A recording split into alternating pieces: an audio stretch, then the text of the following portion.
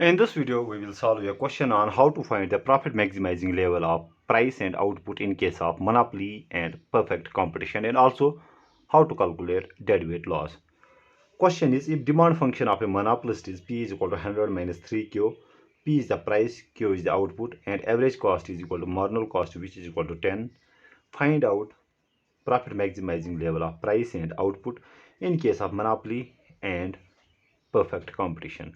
Also calculate deadweight loss. Okay, so let's take first monopoly into consideration. What we have been given? We have been given the demand function is P is equal to 100 minus 3Q. Our marginal cost is being given as 10. Okay, now in case of monopoly, we know the profit maximizing condition is marginal revenue should be equal to marginal cost.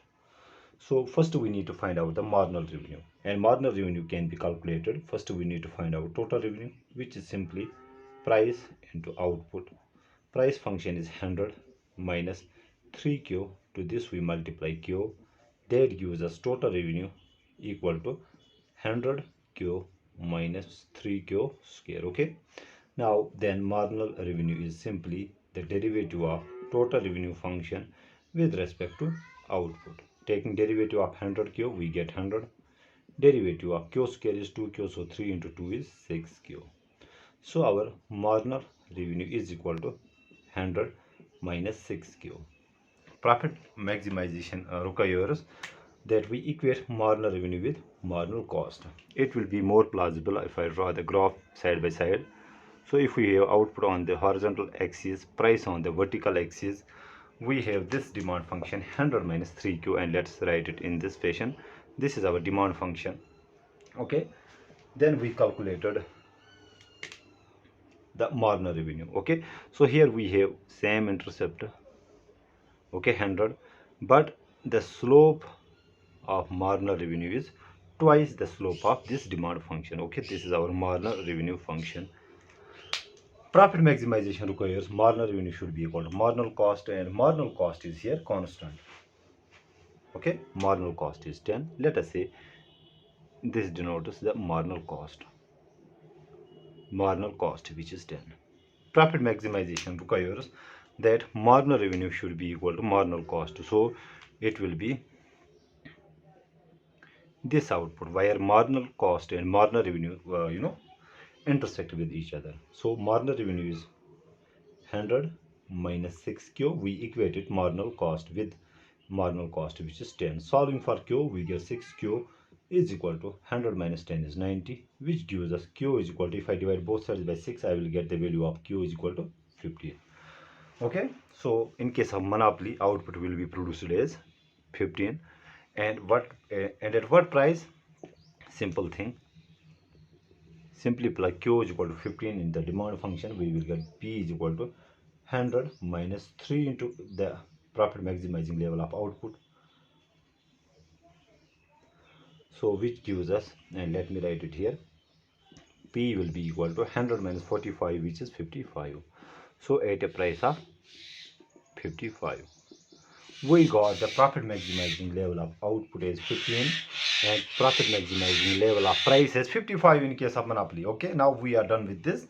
Let us compare it with the profit maximizing level of price and monopoly in case of profit maximizing level of price and output in case of perfect competition.